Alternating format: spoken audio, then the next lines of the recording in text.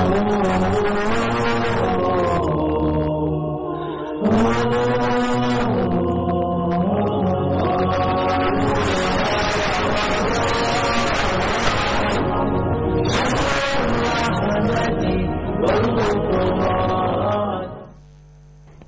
اللہ الرحمن الرحیم. ناظرین و سامعین محترم، مطالب قرآن کا بیان اس عنوان کے تحت یہ ہماری 15ویں تقریر آپ کی نظر کی جا رہی ہے.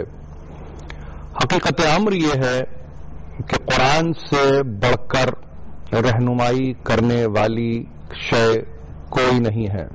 یہ قرآن ہی ہے جو نہ صرف فرد کی ہدایت کا ضامن ہے بلکہ یہی قرآن ہے جو امت کی ہدایت کی بھی ضمانت دے رہا ہے. ہماری تقریر ظاہر ہے کہ مسلسل سنی جا رہی ہے اور دیکھی جا رہی ہے.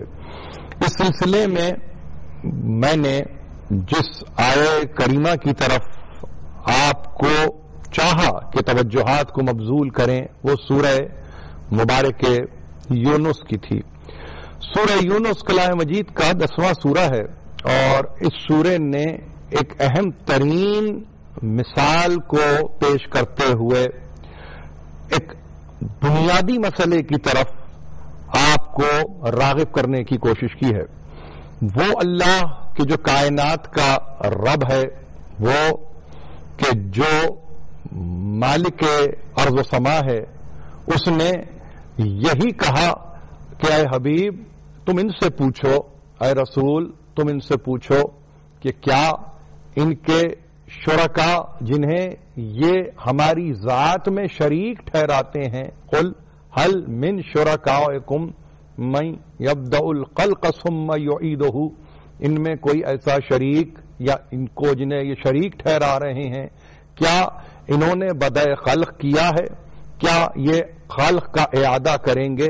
یہ میری وہ گفتگو تھی جو گزشتہ کل تھی. اسی سے مسلسل کرتے ہوئے اپنے آپ کو صرف یہ کہنا چاہتا ہوں کہ بدء خلق اور اعادہ خلق کسی مادے کے نتیجے میں نہیں ہے بلکہ بدء خلق اور اعادہ خلق علم کے نتیجے میں ہے. امیر المومنین فرماتے ہیں کہ اللہ وہ ہے، اللہ کی ذات وہ ہے جو مبتدع الخلق بعلم ہی، جو خلق کا بدع کرتا ہے اپنے علم کی صورت میں، یعنی اس کا زور علم اتنا زیادہ ہے جس کے نتیجے میں بدع ہے. بدع یعنی ابتدا، خلق کی ابتدا، مخلوقات کی ابتدا، خلقت کا آغاز کسی مادے کے نتیجے میں نہیں ہے بلکہ وہ علم کے نتیجے میں ہے.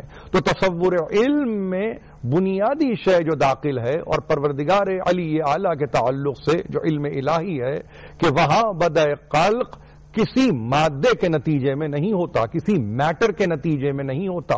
یہ مٹیریلسٹک اپروچ نہیں ہے بلکہ یہ انتہائی علمی سلسلہ ہے جو علم الہی تک جا کر رکتا ہے. تو ایسی صورت میں وہ شریک جنہیں اللہ کی ذات میں شریک ٹھہرایا جا رہا ہے، جنہیں شریک کیا جا رہا ہے، جنہیں کسی نہ کسی طرح سے اس کی ذات میں ساتھی کے طور پہ بنایا جا رہا ہے، اس کے متعلق پروردگار علی اعلیٰ نے کہا دیکھو ان سے پوچھو کہ جنہیں یہ شریک بناتے ہیں کیا انہوں نے خلق کی ابتدا کا سامان کیا تھا؟ کیا یہ خلق کو اس کے تمام ہو جانے کے بعد ایک مرتبہ اعادے کی منزل پر لائیں گے؟ نہیں. ان سے کہو آغاز بھی، انجام بھی، ابتدا بھی، انتہا بھی، اول بھی، آخر بھی، سب کچھ اللہ ہی کی ذات سے وابستہ ہے. فَأَنَّا تُؤْفَكُونَ. اگر یہ سب کچھ اللہ کی ذات سے وابستہ ہے تو کہاں پلٹے چلے جا رہے ہو؟ کس طرف بھاگے چلے جا رہے ہو؟ کس طرف اپنے رخ حیات کو پھیر رہے ہو؟ بعین ہی اس کے فوراً بعد ہی ہدایت کے مسئلے پر جو ہماری گفتگو کا ایک اہم مسئلہ ہے اس پر گفتگو کرتے ہوئے کلام مجید نے کہا ان سے پوچھو قل هل من شرکائکم من یہدی الی الحق. جن کو یہ شریک بناتے ہیں کیا وہ حق کی طرف طرف ہدایت کرتا ہے یا وہ حق کی طرف ہدایت کرتے ہیں؟ اب وہ واحد ہو تو کرتا ہے، جمع ہو تو کرتے ہیں، جس سطح پر بھی یہ شریک بنا رہے ہیں، کیا ان میں کوئی ہے جو حق کی طرف ہدایت کرتا ہے؟ حل من شرکائکم من یہدی الی الحق، اس کے بعد ایک ذرا سا توقف، پھر کہا قل اللہ یہدی للحق، یہ اللہ ہی ہے جو حق کی ہدایت کرتا ہے۔ اور اس کے بعد آیت نے قیامت تک کے لیے ایک کلیہ پیش کر دیا، ایک اصول کو ضبط کیا، ایک اصول کو قلم بند کیا، جہاں کہا قل اللہ یہدی للحق، یعنی حق کی طرف، حق کے لیے اللہ ہی ہدایت کرتا ہے۔ افمن یہدی الی الحق احق ان یتبع اما لا یہدی الا ان یہدی فما لکم کیف تحکمون۔ پروردگار علی اعلی نے فرمایا کہ دیکھو، جب یہ طے ہے کہ اللہ ہی ہے جو حق کی طرف اور حق کے لیے ہدایت کرتا ہے، تو پھر اب بتاؤ ہمیں حق کی طرف ہدایت کرنے کے لیے مناسب وہ ہوگا جو خود ہدایت یافتہ ہو اور اس کی اتباع کی جائے، اس کی تعصی کی جائے، اس کی اطاعت کی جائے، اس کی پیروی کی جائے، یا ایسا کہ جو ابھی ہدایت کے لیے خود محتاج ہو؟ یعنی اصول کیا بنا؟ اصول یہ بنا صاحب احتیاج یعنی محتاج کسی اور کی محتاجی کو دور نہیں کر سکتا، صاحب احتیاج ایک اور صاحب احتیاج کی طلب کو پورا نہیں کر سکتا۔ یہ قرآنی اصول ہیں، یہ قرآنک پرنسپلز ہیں جن کا تذکرہ کیا جا رہا ہے۔ اس میں کوئی عقیدہ، کوئی مسلک، کوئی فقہ، کوئی زبان، کوئی بیان قطعاً کسی سے کوئی تعلق نہیں ہے۔ یہ قرآنی اصل اصول ہے جس کی نشاندہی کی جا رہی ہے۔ بتاؤ کہ ہدایت حق کی طرف کون کرے؟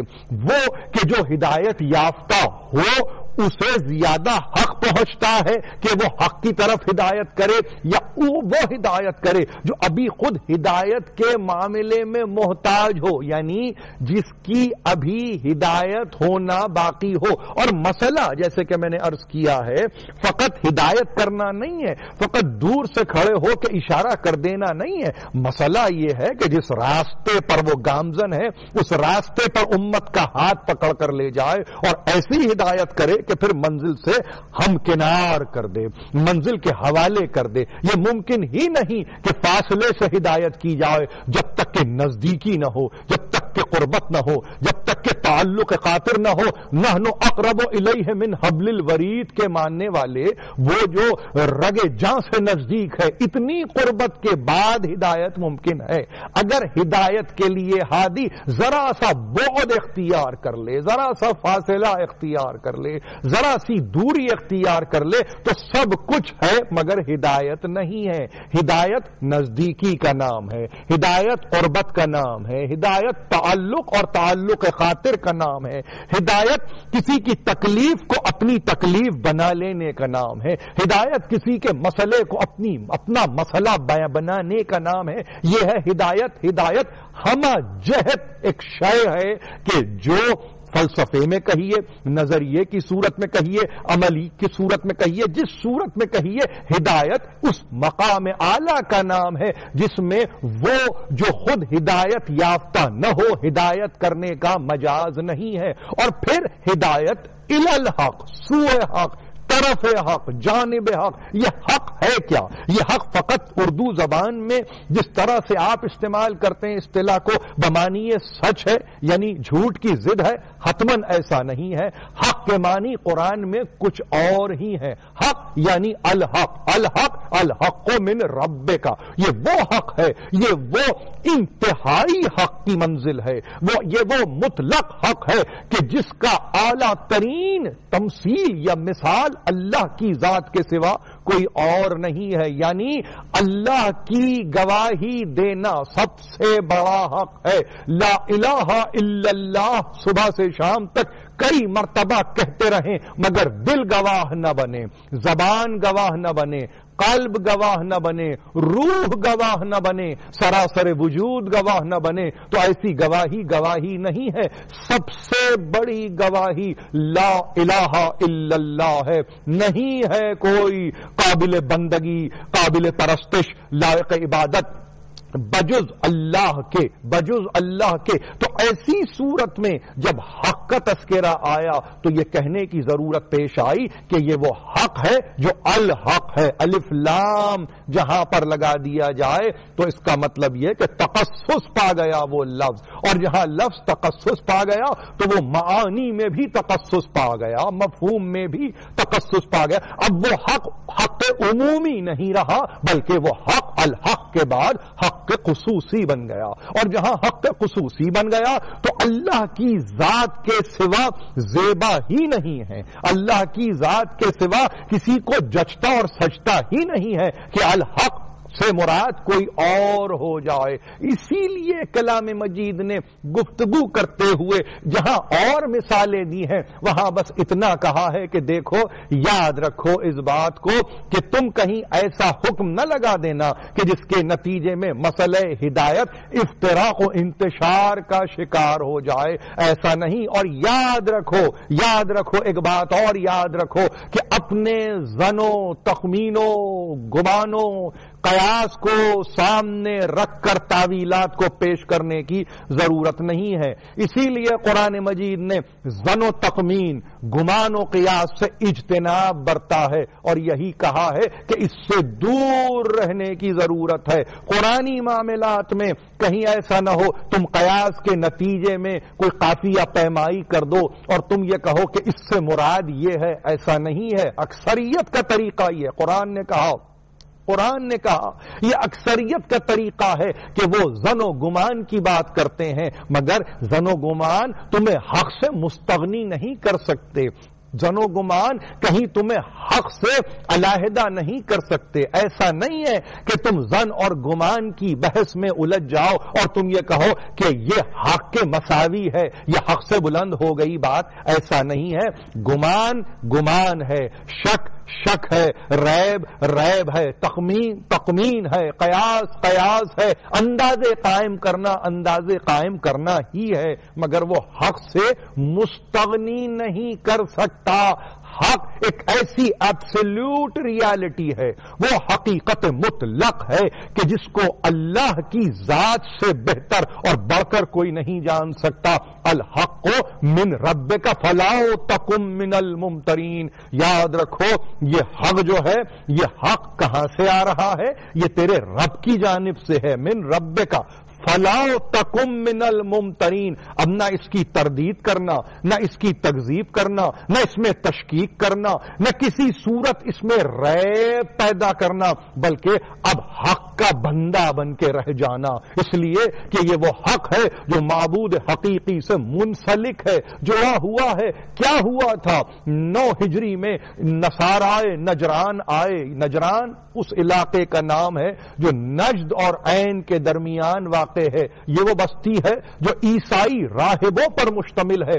آنے کے بعد ایک مرتبہ انہوں نے چاہا کہ مباحث کو قائم کیا جائے اور بے اختیار عیسیٰ کی الوہیت کا تذکرہ کرنے لگے۔ قرآن نے بڑھ کے کہا انا مثل عیسیٰ عند اللہ کمثل آدم، موسیٰ کی مثال ایسے ہی ہے جیسے کہ آدم کی مثال ہے۔ خلقہ من تراب، کیا کس طرح سے مثال دی؟ اس کی مثال اس طرح سے ہے کہ جیسے آدم کو تراب سے خلق کیا، مٹی سے خلق کیا، اور پھر اس کے بعد کیا کہا؟ وقال له کن فیکون، اور اس کے بعد کہا ہو جا تو وہ ہو گیا، یعنی معرض وجود میں آ گیا، جامع وجود میں آ گیا، جامع ہستی کو اس نے پہن لیا۔ مثال عیسیٰ کی ہے آدم کی طرح۔ آدم باپ نہیں ہے، ماں نہیں ہے، عیسیٰ کی ماں موجود ہے، مگر اس کے باوجود نصارہ سمجھنے پر تیار نہیں ہے، تو بے اختیار کہا الحق من ربک، یہ ہے وہ حق جس کو الحق کہا، انتہائے حق کہا، لا الہ الا اللہ، اسی میں رمز کی صورت میں پوشیدہ ہے۔ کوئی اور نہیں ہے سوا اللہ کی ذات کے، کوئی اور نہیں ہے جو الوہیت کی منزل پر آ جائے، کوئی اور نہیں ہے جو عبادت کی منزل پر آ جائے، کوئی اور نہیں ہے جو بندگی کی منزل پر آ جائے۔ اور دیکھو یہ اللہ کی جانب سے حق ہے، کہیں شک کرنے والوں میں نہ ہو جانا. یہ قرآن نے کہا، اعلان کیا، اور ایسا اعلان جس کو قیامت تک کے لیے قرآن مجید نے اپنے پاس محفوظ کیا. نتیجے میں ایک مرتبہ سامنے آئے، اور آنے کے بعد جب گفتگو اس حد تک بڑھی کہ اب انہوں نے اپنے آپ کو بلند کر لیا قرآنی احکام سے اور قرآنی فرامین سے، تو اب سرکار رسالت مآب نے کہا اب اس کے سوا کوئی چارہ نہیں کہ آؤ مباہلے کی منزل پر آ جاؤ. مجادلہ ختم ہوا، مباہلہ شروع ہو گیا. بحث و مباحثہ ختم ہوا، اب مباہلہ شروع ہو گیا. تاریخ قرآن کے لکھنے والوں نے اور تفسیر قرآن کے بیان کرنے والوں نے اس لفظ کو بہت خاص اہمیت دی ہے. لفظ مباہلہ یعنی جہاں پر قرض کو انووک کیا جائے اپون دا لائرز. یہ ایک اصطلاح ہے انگریزی ٹرانسلیشن کرنے والوں کی کہ جہاں پر اس قرض کو، اس عذاب کو طلب کیا جائے جو جھوٹوں کے لیے مانگا جاتا ہے، جو تکذیب کرنے والوں کے لیے مانگا جاتا ہے. تو کہا فمن حاجک فیہ من بعد ما جاءک من العلم. اب علم کے آ جانے کے بعد دیکھو حجتوں کی گنجائش نہیں ہوتی. کہیں ایسا نہیں ہوتا کہ علم آ جائے تو پھر آرگومنٹس دیے جاتے ہیں. علم کا مطلب یہ ہے کہ اب انسان کو تسلیم کی منزل پر آ جانا ہے. فمن حاجک فیہ من بعد ما جاءک من العلم. اب اگر کوئی علم کے آ جانے کے بعد ایک مرتبہ اگر حجت کرتا ہے تو پھر ایسوں کے لیے قرآن نے کہا آؤ فقل تعالوا ندعو ابناءنا وابناءکم ونساءنا ونساءکم وانفسنا وانفسکم ثم نبتہل فنجعل لعنۃ اللہ علی الکاذبین. یہ کلام مجید ہے. آنے والی تقریر میں اس کی وضاحت کی جائے گی کہ جہاں ارشاد ہوا علم تمام حجتوں کی قاطع ہے، علم تمام براہین کو قطع کر کے رکھ دیتی ہے، اور علم من جانب اللہ اگر ہو تو پھر ایسے علم کے مقابلے پر نہ کوئی دعویٰ اچھا لگتا ہے نہ کوئی دلیل دی جا سکتی ہے.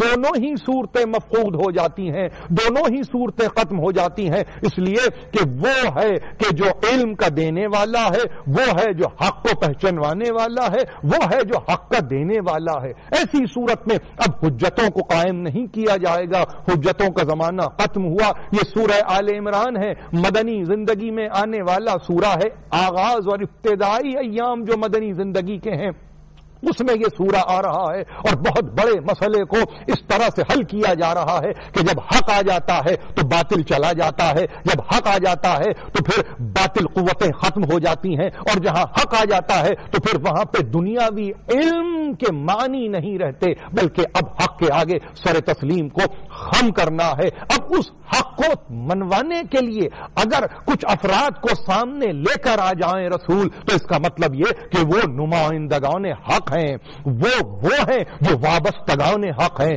یعنی حق کی نمائندگی اس سے بہتر کوئی اور نہیں کر سکتا.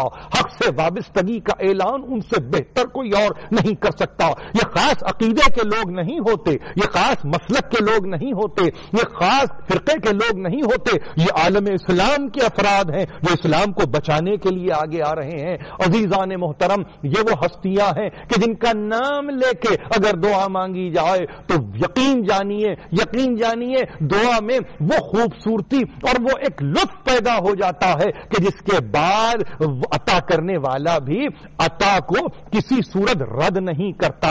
اس نے حق کو منوانے کے لیے ان کو میدان میں بھیجا، اور ہم انہی کا واسطہ دے کر الحق کو یہی کہتے ہیں. مالک مطلق پروردگار علی اعلی واسطہ ذوات ہائے مقدسہ کا، مملکت خداداد پاکستان کی حفاظت فرما، اس کو اس کے حاسدوں سے محفوظ رکھ. پروردگار ملت میں اتحاد پیدا کر، اور یہ اتحاد فکر و نظر ہو جس کو کہ تو عطا کرنے والا ہے. وآخر دعوانا ان الحمد للہ رب العالمین.